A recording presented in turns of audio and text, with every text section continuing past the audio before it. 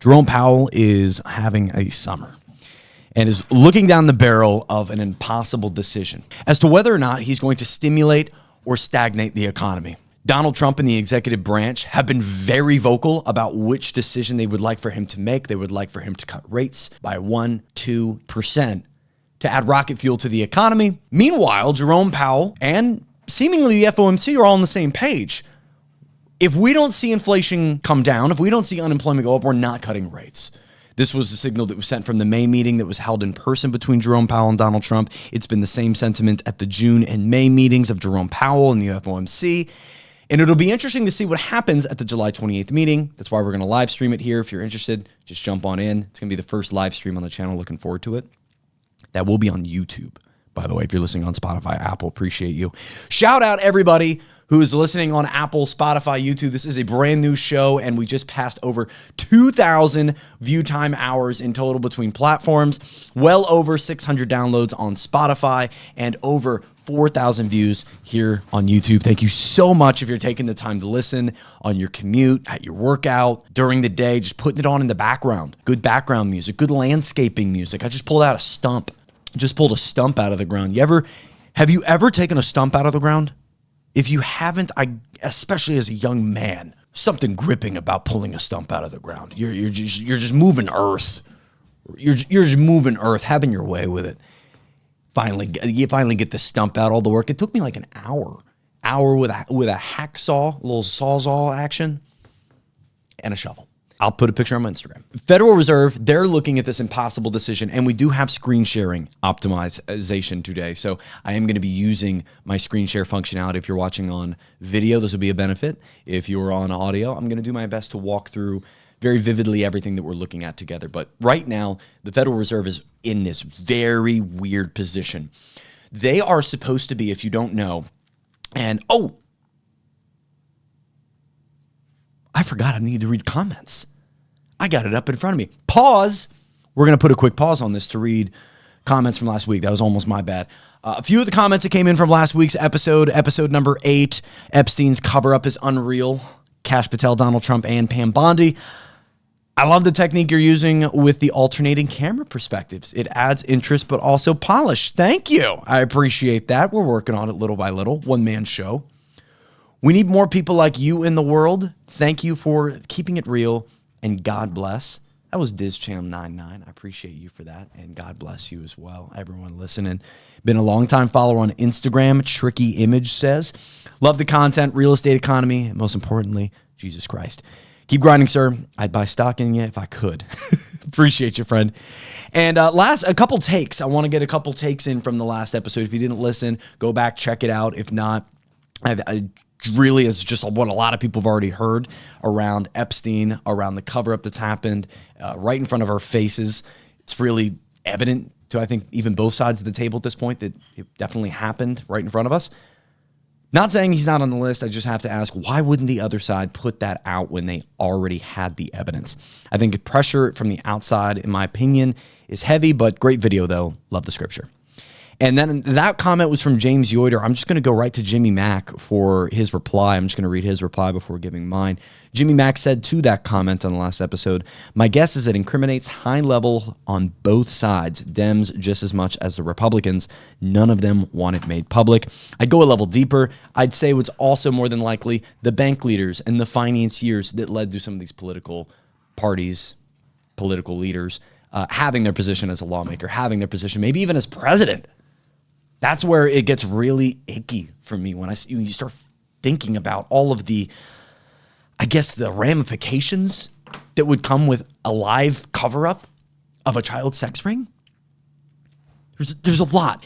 But we're going to stay focused today on the Federal Reserve. That's what the topic of today's episode is. I'm going to end this with a little prediction as to where the housing market is headed, especially if you're looking for more affordable housing. I'd ask you, at what point would rates get to a point where you want to buy? Whether it's a car, might be a car rate you're looking at, a payment you want to obtain, a mortgage, a credit card. What is the rate that would get you to get in on more debt is essentially what I'm asking. And you may be thinking to yourself, Zach, I don't want to take on any debt. And that may be the case, but there's many people who can't buy a car in cash, can't buy a home in cash, have to, go about getting their student loans because they can't afford a degree in cash. So interest is just a part of the American life. We are a debt-built economy, debt-fueled economy. And I want to bring up Jerome Powell, because Jerome Powell right now is the leading voice in what's going to happen with rates. And he is going to be having a meeting on July 30th to talk about what is going to happen with those rates. Now, the main pieces he is focused on are his two mandates, which is to keep unemployment low and to keep prices stable for Americans. So unemployment right now, if you're unaware, the U3 has us between 4.0 and 4.2. I believe this has dropped to 4.1 as of May. And he's also tracking inflation with the CPI index. If we look at the CPI index, this is one that you may not be able to see fully on screen. I think I had another graph. We'll figure this out little by little, first time sharing screen. But the main focuses are unemployment and inflation. So if we look at these two and we look at past Fed rate movement, Jerome Powell actually has a really good argument for not moving rates. Why? Because when we have the consumer price index, which if we look up here, the 12 months ending in May, this is all items, index rose 2.4% for the 12 months ending in May, after rising 2.3% over the 12 months ending in April. So this is all items included. If you remove food and energy, it rose 2.8%. I like the idea of removing energy, and the reason why is because there's a lot of volatility there. In the energy section, if we look at energy commodities, we have gasoline and fuel oil. A lot of that has to do with international worldwide trade. A lot is pertinent on war. A lot had to do with the canal that could have gotten shut down during the Iran-Israel conflict. There was a lot going on. It ended up smoothing over, but it dropping 0.86, as you may not be able to see on the screen share, I'm not 100% sure. We're figuring things out, is good. But on the other side, electricity and utility piped gas service has gone up 4.5 and 15.3% annually, respectively. 15.3% if you're getting gas, oil to your house. So when Jerome Powell's getting grilled on why aren't rates dropping, well, he's not doing it because inflation hasn't cooled down yet. He's stated numerous times that he wants to get inflation to one very specific number. He wants to get it below 2%. What does 2% mean? He wants that 2% year-over-year CPI index to be 2% or lower, meaning the goods and services that Bureau of Labor and Statistics index is following in total on average, and they have weighting.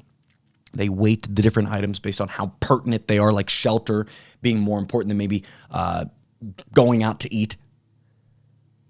They want that number below 2%. It hasn't been. I'm going to show you a couple graphs here in a moment that show you when it has been and when they did make a move.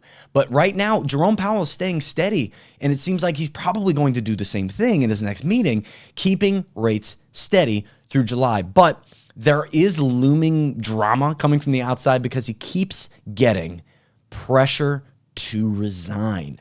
Now, this pressure initially came from a report that came from this man. And this man right here, where's his name? I swore I had his name right in front of me. There it is. Kevin Hassett.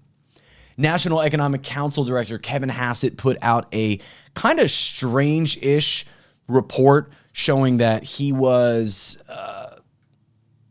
the letterhead. It was a weird government letterhead, and it said he has heard basically whispers that Jerome Powell is considering resignation. That's the only source we have on it. Axios, CNN, MSNBC, and others have reported on it since then, but all of them go right back to the main source of Hassett, and Hassett's source is himself. So are there actually real considerations from Jerome Powell that he potentially could resign? We don't know. But there's also pressure coming from the fact that they had renovations done. I'm trying to see if it's on this letter. I don't believe it was on this letter. Renovations done to the Federal Reserve building itself. The Trump administration is asking for the documentation for the renovations being done to the central bank in New York. And they're saying, hey, this looks like a misallocation of funds. You need to be fired. So it is something like rumors of his resignation and attacking the reformation of their building, upgrades and bonuses to their building. I don't know the exact issues. and this report doesn't go too deeply into it. It says Fed watchers see the building issue as an administrative effort to build a case to oust Powell for cause. So the main reason that all of this is happening, sorry if you couldn't see that, main reason a lot of this is happening is, again, the Trump administration wants Powell gone. Why do they want Powell gone? Because they want lower rates. Why do they want lower rates? Because they want the ability to refinance debt that America has coming up for refinance at a lower rate. They could save hundreds of billions of dollars on these different bond market auctions that are coming in, or the bond market auction actually happens after the debt is expired. But this debt that is expiring is going to have to be refinanced at these new higher rates. Debt that was taken on pre-2022, pre-2020, even as far back with a 10-year yield being 2025 or 2015. All that to be said, there is a argument for lowering rates. There is an argument for it, because if we were to lower rates, mortgage rates more than likely come down. We'll walk through the 10-year Treasury yield and see what it's up to, but the 10-year Treasury yield ultimately leads to a lower rate when it lowers, and the Fed rates lowering usually triggers the 10-year lowering. Fed rate, 10-year, 30-year mortgage rate. So if you want lower mortgage rates, a lot of people pin it on the Fed, where the Fed actually doesn't fully control mortgage rates. They influence them through the sentiment of our country, because they are the central bank.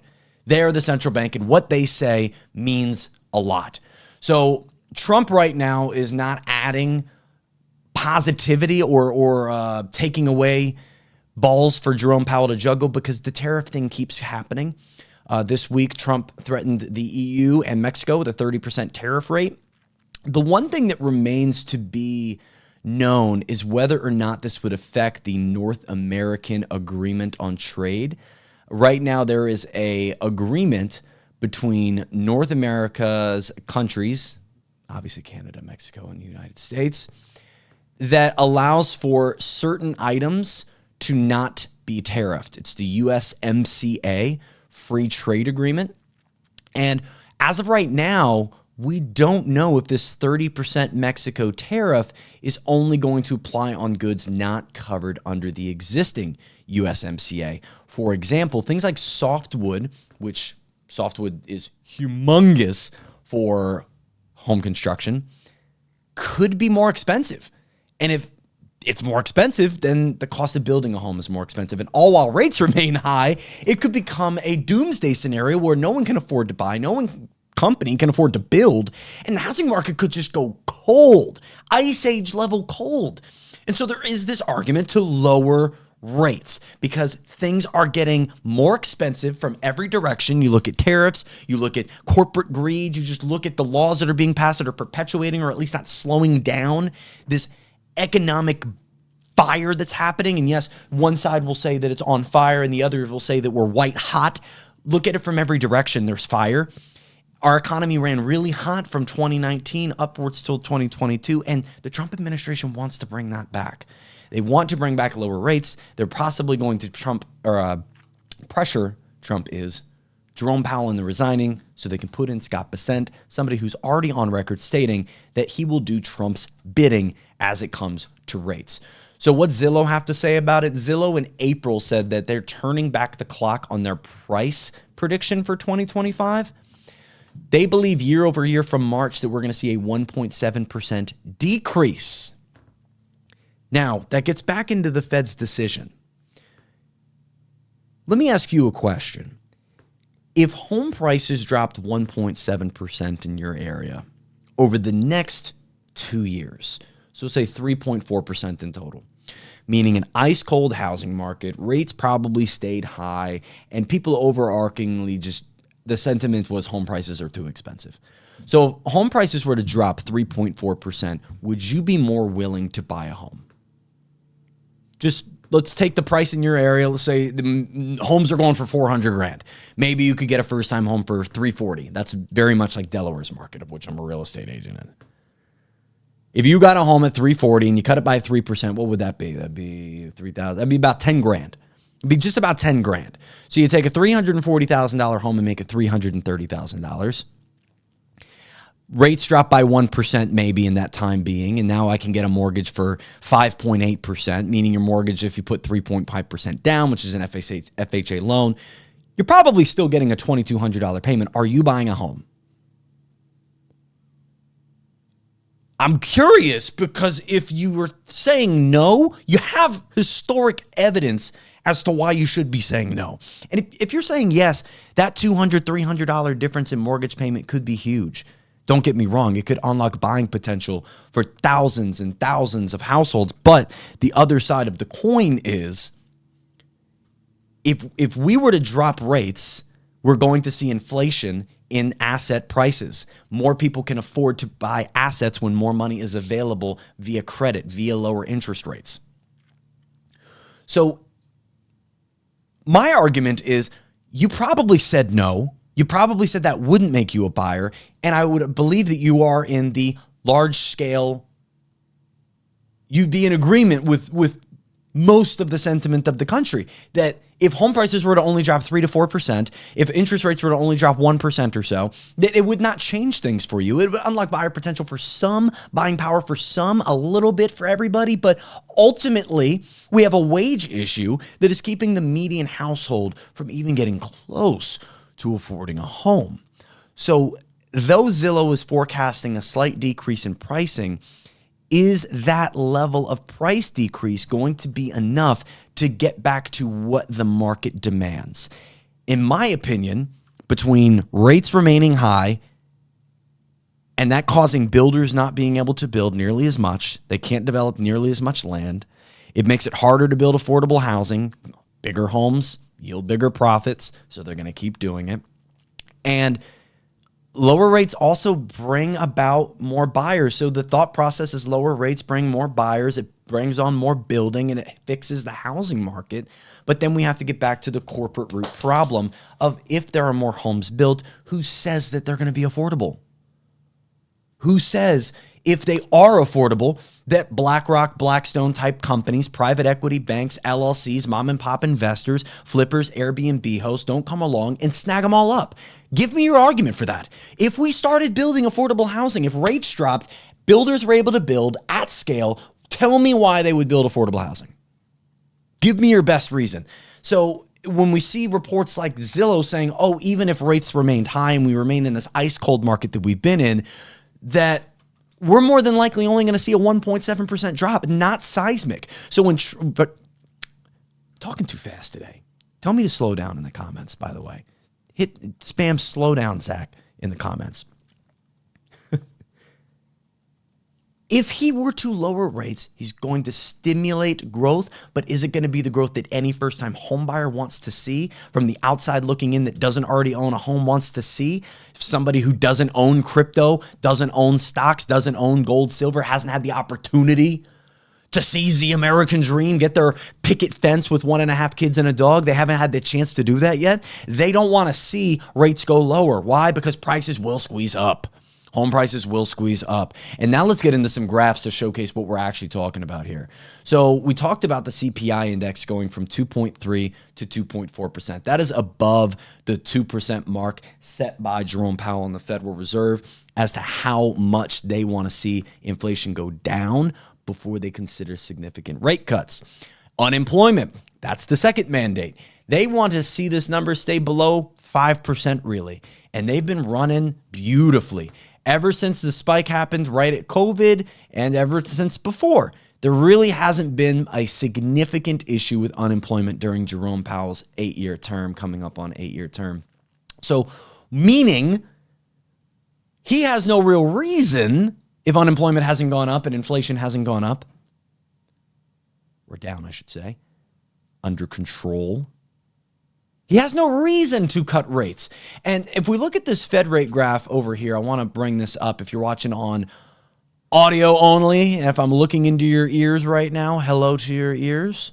Thank you for allowing me to speak with you today. But I have a graph that points out from 2016 to today, marking off a few different items. I'm just going to showcase CPI and the federal funds rate. Those are the only two I want you guys to see.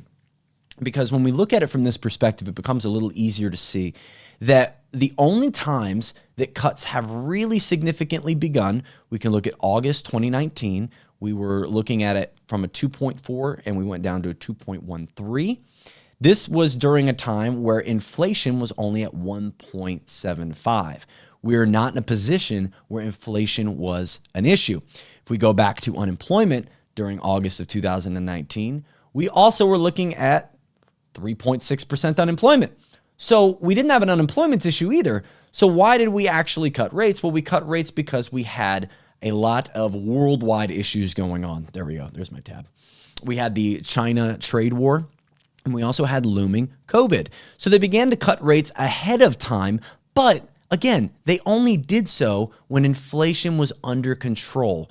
Now, you can see, and I'm going to zoom in real quick on 2019, you can see once they started making those cuts, all right, first cut was here, July into August, another cut right here, September into October, and then we had another cut, October into November, and then of course, by March of next year, April of next year, they would historically cut it nearly to zero. But look at inflation in the background as that was happening. Inflation was beginning to tick up immediately after the first cuts. We can see right here, August, we were at 1.75. And by the time of November, we were up above that 2% number. Now, as many of you already know without me having to tell you, this number from then on, really remarking through 2020 and 2021, would get up into right where our peak is, a CPI index of 9.06. And look at all of these months where the year-over-year inflation was well over 2%. We're talking 3%, 4%, 6%, 7% being a norm. Look at this. We have January 2022, 7.48 inflation year over year, 8.2 in September of 2022. And we haven't gotten below the 2% mark since. This is where Jerome Powell gets his argument in the, and I'm just going to make sure you guys are sharing the screen right now. Yep, jumping over. I only got one screen in front of me. I need two. I need to get bougie, get the second screen so I can see OBS and see what I'm sharing. But the impact of the Fed rate is real. When the Fed rate gets cut, inflation gets let loose. And this is why a Zillow, in my opinion, is looking from March to March with the idea that we keep rates high, that maybe even if we cut rates a little bit, it's not going to shake up the market enough to lead toward home prices increasing, which is a welcome sign.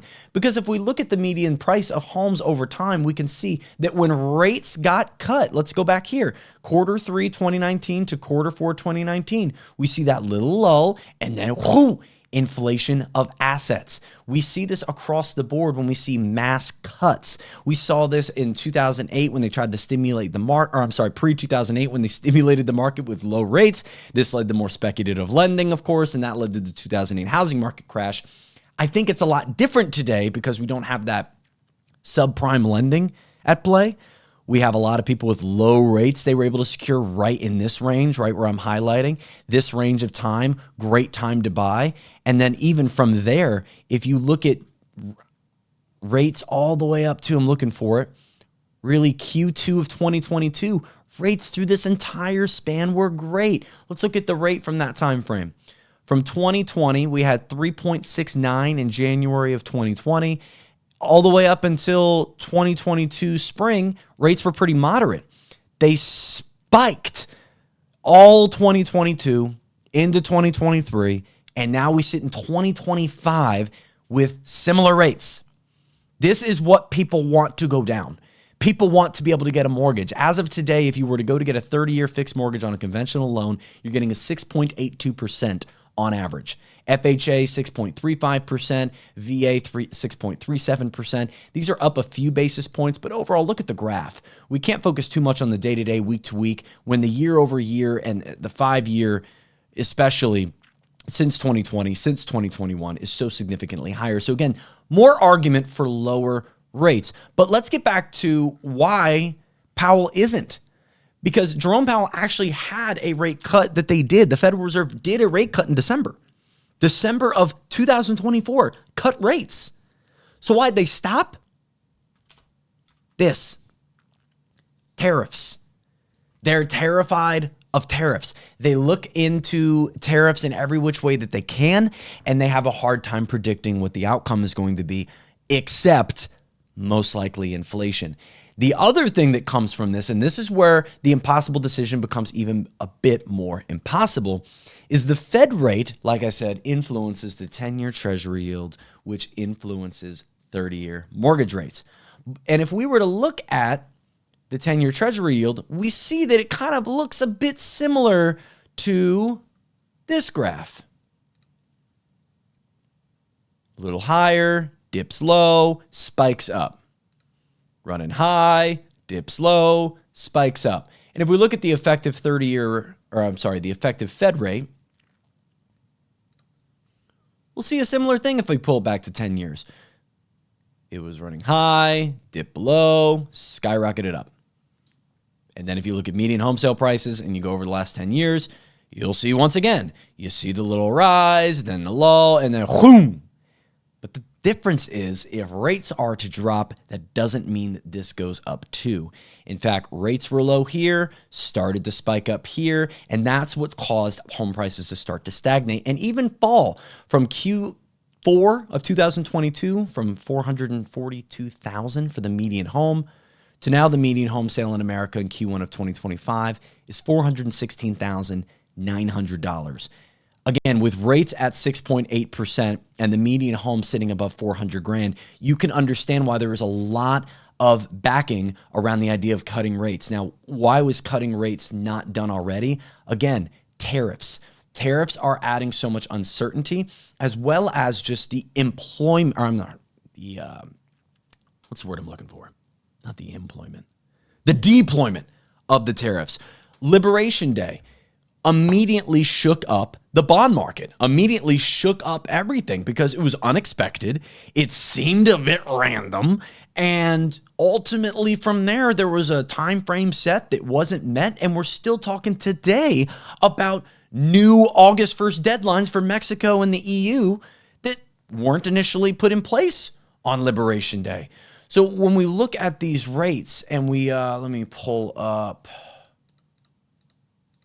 I thought I had one. No, I don't have it. Failure. So let's move into these tariffs a little bit. So this is the current United States, Mexico, Canada agreement. This was an agreement that went into effect July 1st, 2020. Okay.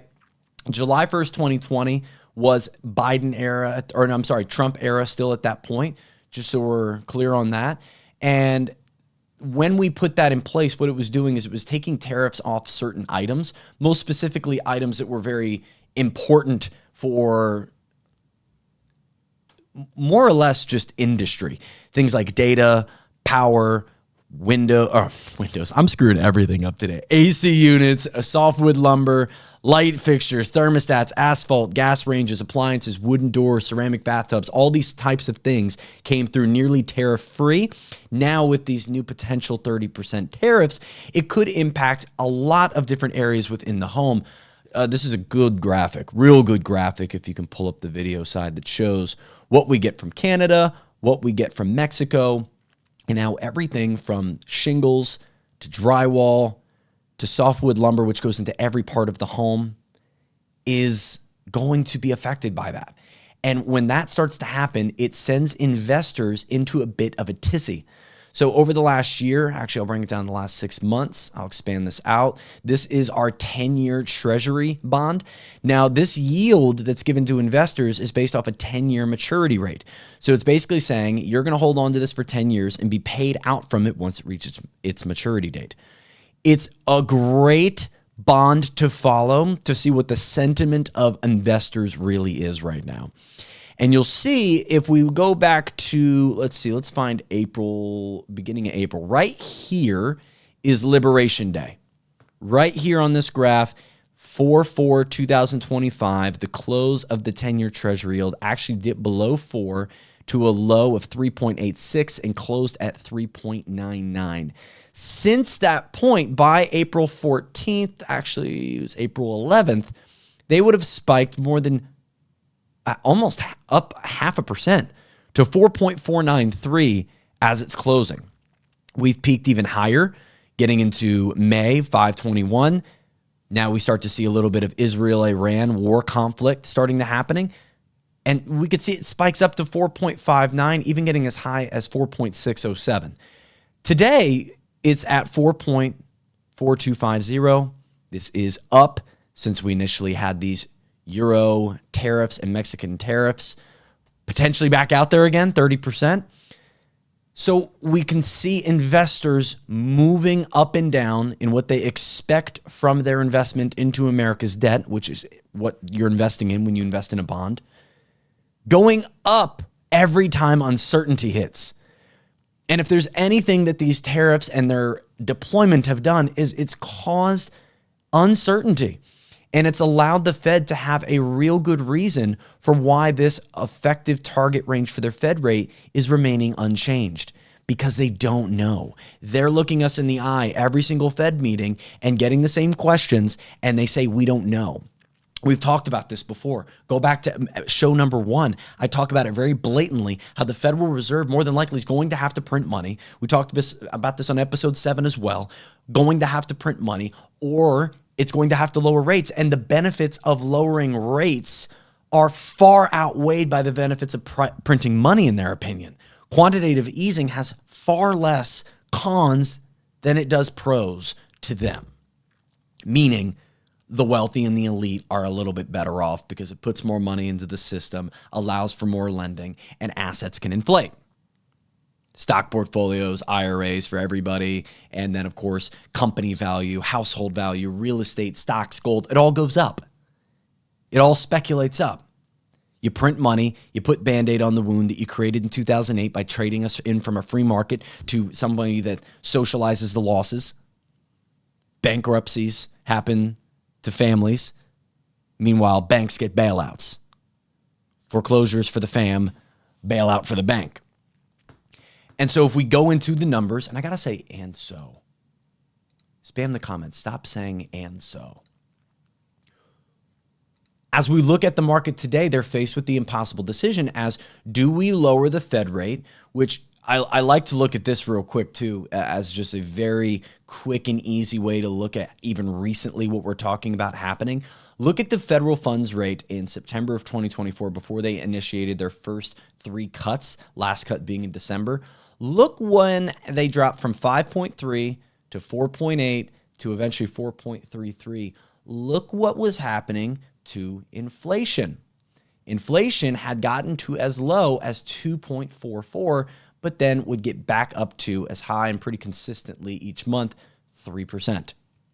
It was at 2.8, 3%, and now it's going back down again, leading the Federal Reserve to think we can slowly make cuts. They have projected 0.5% cuts, 500 basis points of cuts this year. Some think that the FOMC and the bank leaders behind the scenes want a little bit more. And of course, outward pressure on Jerome Powell to potentially resign is going to be a hefty topic at the July meeting. So let's talk about his impossible decision once again and unwind what's more than likely going to happen. So the Federal Reserve meeting will be happening between July 29th in public on July 30th. We'll live stream it here if you want to watch along. That meeting will more than likely lead to them stating rates are going to stay the same. Rates are going to stay the same. Why? Because they don't have inflation below 2% yet. We're still sitting at 2.35. Many think that's going to tick up, Jerome Powell included, with tariffs. And largely the job market, from his perspective and the numbers he has, is good.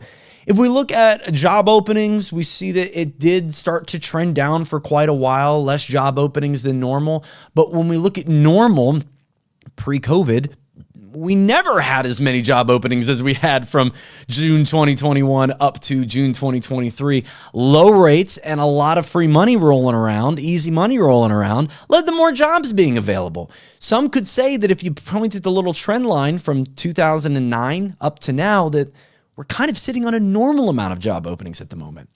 And then if you look into unemployment, which we've already looked at, he's at 4.1%.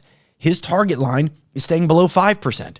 So if inflation isn't where he wants it to be at and unemployment is absolutely fine where it's at, why would he lower rates? If he lower rates, that would signal the fact that maybe things need to get better. Maybe unemployment is higher than they'd want it to be. Maybe inflation is turning into deflation and we need to, crank the economy a little bit. That is what would happen. Assets would fly if we were to lower rates. Assets will more than likely fly when we print money. But again, the repercussions that could come long-term from cooking us hot with low rates once again, like what happened in 2020, just look what it did to the job market. It ballooned it to the point where we're recovering now. It sent mortgage rates now all the way up above the sixes as they recover from running it hot for so long. And of course, we have inflation. Inflation at one point peaking at 9% year over year. And I want to pull up this graph that shows inflation by topic, by subject. The most recent CPI index has shelter going up 3.9% since last year. So we're not seeing any cooling in the shelter space. We're still seeing home prices trend upward. We'll more than likely see this number get back up into the 420s as we exit into the summer. You may be thinking, who's buying? People with money, people that have cash. Investors are now buying 27% of homes as of Q1 of 2025. This means that investors are actually purchasing, hear this one, investors are purchasing more homes than first-time home buyers. 27%. First-time home buyers are projected at about 24% right now. That's a large gap and a gap that's never actually been had. As of last year, that was the first year we've ever had investors buy more homes than first-time home buyers. Last year's data, so 2023's data. 2024, very similar. And now we see in Q1 of 2025, the gap's gotten even bigger. Investors are buying up properties. People that already own property are buying properties. People that are moving from the Northeast regions, I'll speak out on Delaware specifically, more expensive areas, Connecticut, New Hampshire, Maine, New York, New Jersey, Maryland, all these places that are just filled with expensive items everywhere. Well, they also have expensive homes. They bought them for $200,000, they sell them for $850,000, and then they move to Delaware with cash in hand. So when you're seeing these prices stay stagnant or at least stable at these high prices, you may be thinking, who's buying? People that have already bought. And then we have another group of people where we need the inventory that will never sell because they have such low rates. They're paying an $850 mortgage and they won't let go of it. And if you're one of those people, I challenge you to think about this. At what point could rates get low enough to make you want to sell and take on a home that's twice as expensive as you bought yours for? How low would prices have to go, and how could prices even get to that point? This is something I'm sure that keeps Federal Reserve Chair Jerome Powell up at night, because if he were to just run it cold for a bit and prices were to actually drop to a point that Americans were satisfied with, which I'd be curious to know, where do you think home prices would have to drop for you to be satisfied? Many argue this number would have to get back down to $350,000 or even $300,000 at median, which I don't think could potentially happen without a full economic disaster, while people also want lower rates. And Jerome Powell knows this. He knows this. He knows what people want, but he also knows the fact of he can't make both happen. If he lowers rates and subsequently lowers the 30-year mortgage rate because the 10-year treasury yield drops, he will stimulate asset inflation. He will stimulate the CPI index abroad. But we see shelter's leading the charge and has for the bulk of the last 5 years. So we know shelter would increase in price when rates drop. But if he keeps rates high, he's keeping some people out of housing and keeping people out of the investment space and out of growing their net worth and out of being able to accumulate wealth through the ownership of the American dream, car ownership, any type of anything. People that can't get student debt because the rate's too high. People can't get a credit card to cover that one repair. There's so many implications that come from lower rates that does indeed help stimulate the economy, does help create more credit, and does stimulate more debt being taken out across the board, which does lead to more mortgage debt, and that creates more demand for housing. And with less people putting their home on the market than ever before, and builders really leading the charge around inventory right now, I can't see a world where even dropping these rates helps. and doesn't further add pain to the neck of the first-time homebuyer who feels like there's a boot sitting on them. Just feels like there's a boot sitting on their neck right now. It doesn't get much better immediately. And so Jerome Powell is thinking is I'm going to run rates high for a long period of time, get this home price thing to drop by maybe 10, 20% over 2, 3, 4 years. And I just don't think that the person who's going to replace this Mr. Jerome Powell, Mr. Scott Bessent, because that's who Trump wants. This isn't Scott Bessent. That's Michael Hassett, Kevin Hassett. What's it? Scott Bessent. This guy, Scott Bessent has already said on rates, let's see if I can find the exact quote that he'll do.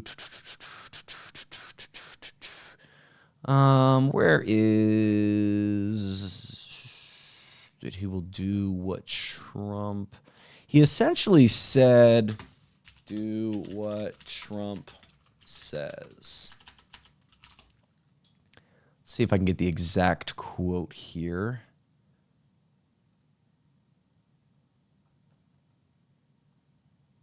Oh, that's an interesting article. I can't find it, but he essentially said, I'm going to do what Trump wants. You know, if Trump says, I want to cut rates, then we're going to cut rates. Now, could he just be doing this and saying the right things to be able to get in the position and then he could completely flip? Absolutely. But Scott Bessent more than likely is going to be taking Jerome Powell's place, at least by May 2026 when Jerome Powell's term ends, but could be sooner. Could we see Jerome Powell actually resign? Do you think there's a possibility the pressures from the outside get to him? I know this is going to be a question coming July 30th. Tune in for that live stream because that's going to be the drama. That's going to be the tea. Seeing whether or not the questions that come at Jerome, which are going to be steamy. They're going to be steamy, especially if he says that we're going to not cut rates. I know the questions about stagflation, the questions continually around this impossible decision that's looming as to whether or not they'll cut rates or allow things to just continue to be stagnant, and his pressures from the outside.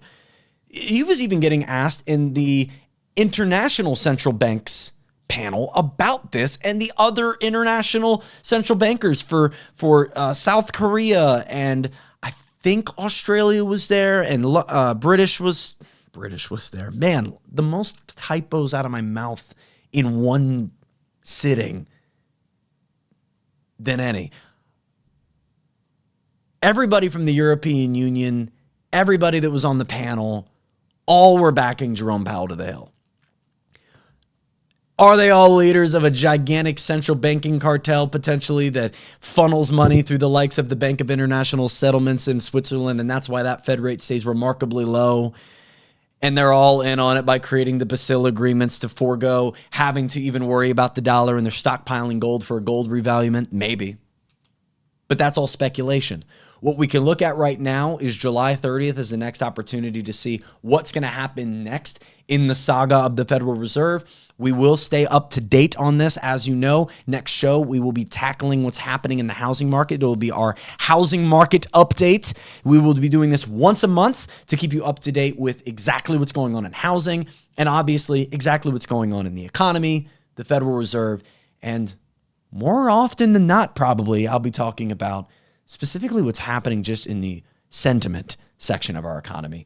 Because don't let it get twisted. What's going on with foreign government, what's going on with foreign war, what's going on with specific lists that go unreleased, all of this creates movement in the markets. Investor sentiment and the bond market show us there is movement that happens with these tariff announcements happening each and every day, and these dramas and these tweets that unfold each and every day. And this country's doing that, and that country's doing this, and this war is being rumored, and here's a peace agreement nomination. And all of these items do indeed affect the market. And if Jerome Powell, due to either negligence, quote unquote, renovations to his central bank, or otherwise is terminated from his position, do you understand what the ramifications of that would be? Investor sentiment wise, the firing of the private central bank leader who is not supposed to be an entity of the government. They're not. In case you didn't know that, founded in 1913 after a 1910 meeting at the Jekyll Island Resort, funded and organized by J.P. Morgan, your favorite.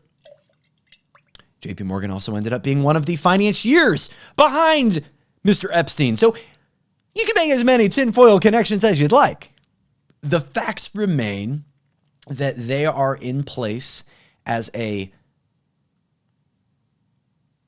private relationship with our government. They aren't supposed to be tampering our government with this private entity. And if Jerome Powell were to get fired, and that firing were to come from the executive branch, I'm telling you right now, speculation would not be good. Investor sentiment would be sour. You would see rates go up significantly across the board, from the T-bills all the way up through the 30-year, more than likely up. Why? Because what precedent does that set that the president can just go and fire somebody that's not within his jurisdiction? That's like him firing the CEO of a bank or firing the manager at Walmart. You can't do that. You can't do that. But we have seen things that he's done in the beginning of his term that a lot of people have said, you can't do that. Certain people that he's deported, riots that have even broken out over things. There's a lot that some people would say you can't do that. Even the No King's Day was about the army parade and the money that was going to that. I focus specifically on 3 items here. And this is where I'm going to leave off. And I'd like for you to comment, by the way, what your big rock is, because I'm about to tell you my big 3 rocks of focus. You'll continue to see these focuses on the show as we progress forward. And if you follow me on TikTok, Instagram, you'll see me continue to focus on these big 3 rocks moving forward. But the big rocks for me of focus that are really driving what we're feeling today and what I believe needs to be talked about, needs to be questioned, needs to be on the top of our minds and not shut up about are 3 rocks: housing affordability, Epstein, and the inflation of our dollar. Our dollar is weakening. Inflation continues to reap its ugly head. The Epstein list was covered up by an entire administration's worth of professionals and leaders. And housing affordability continues to go unchecked. Even in this big, beautiful bill, unchecked. Any laws going through Congress, any bills that are being reviewed right now, nothing. It is going unchecked. Asset accumulation should be your number one focus, by the way, if you're looking for what you can do with some of this information. In my opinion, if assets were to inflate due to QE, quantitative easing, due to lower rates, due to a new Fed chair coming in and doing one of both, if not both, is assets would squeeze up, and anybody who's on the outside looking in who doesn't own a home or doesn't own any assets whatsoever is going to be farther away from being able to get to it. There's going to be a higher wall to get into home ownership or get into your first car, or heck, now you're having to rent your DoorDash orders and pay a 5-month premium payment system on getting into your burritos every Friday, because now people are just so financially misinformed and then taking out stupid debt, but also in bad spots where they don't have enough money to live. 1 out of 4 families using pay later services for groceries. What are we doing here with utility costs still going up? What are we still doing here with home prices still going up, if not staying stable at a high margin with high rates that are making it unattainable? The job market out of college is awful right now. The white collar space in basically like starter jobs is getting decimated little by AI. How quickly will that happen? Will it get better? Will it get worse? There's a lot of speculation.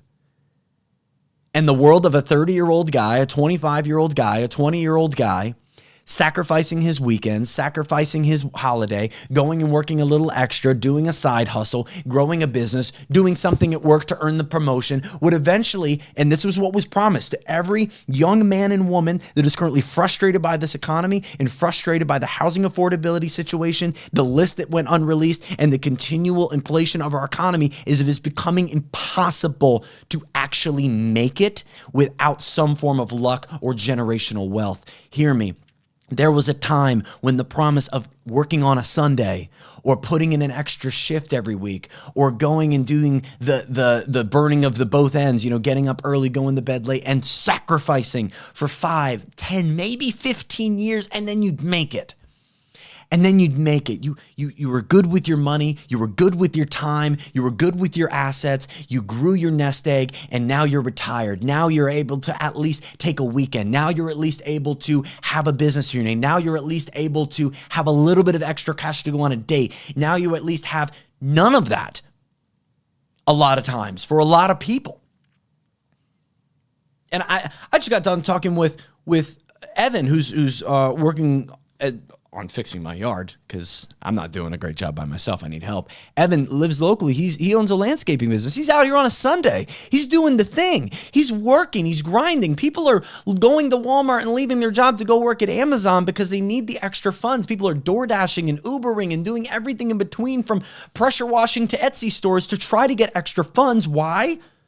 Is it because of the grind just being so fun? No, I argue because it is so stinking unaffordable. It is so tough to get by right now. And if you were to lower rates, you're going to make that problem more than likely worse. So that's where Jerome Powell sits when he worries about tariffs that are continuing to potentially increase inflation, and with the deployment of these tariffs being back and forth and back and forth, he has an argument to say rates should stay low, that the Fed should stand put.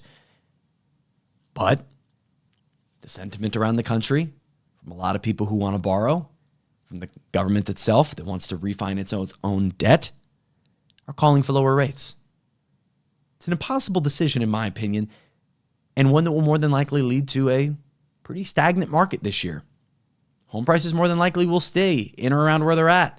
Like Zillow said, maybe by March, 1.4% down. Is that really going to change things for you? Is that really going to change things for you? And lastly, what would you do in Jerome Powell's position?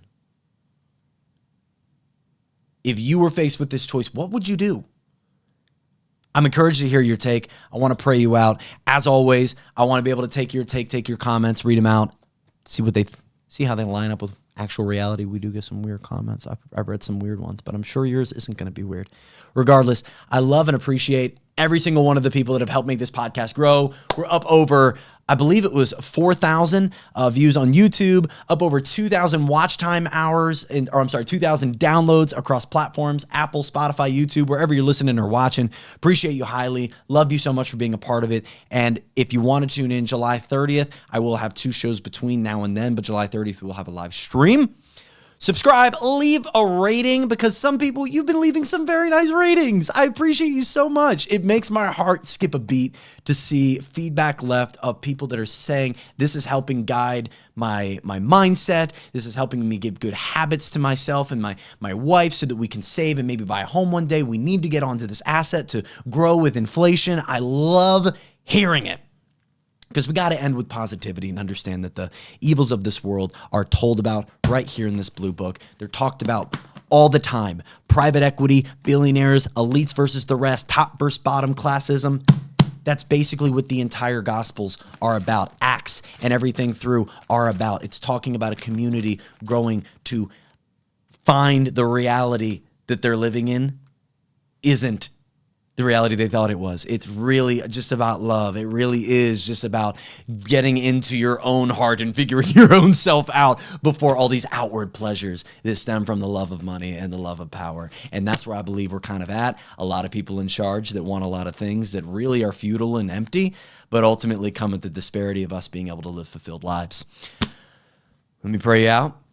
I love and appreciate you. Thank you, Lord, for this day. Thank you so much for this opportunity for us to be able to speak together over these incredible communication devices that we have in our hands at our disposal. I'm grateful for the Wi-Fi, the lighting, the power, the camera, the book, the table it sits on, every item that led into me being able to shoot this, me being able to do this today is a blessing. Thank you so much for everybody that's involved in everyone's life that's listening to this. If you're going through a time that seems dark, it seems tough, it seems like you look at every article, everything, and it's always negative, it's always bad, it's always something that perpetuates an emotion of anger, frustration, anxiety. I pray peace that surpasses all understanding onto them, and the understanding that evil will fill this world. This is a spiritual war that is going on that you, Jesus Christ, are fighting, and we are fighting on your behalf. Thank you, Lord, for giving us the opportunity to fight for it and see through the fog and have the scales off of our eyes. And I pray for financial prosperity and financial freedom and financial, at least, findings of education for every single person listening to this, if it's not through myself, but through other means, books, podcasts, webinars, other people you put in their lives.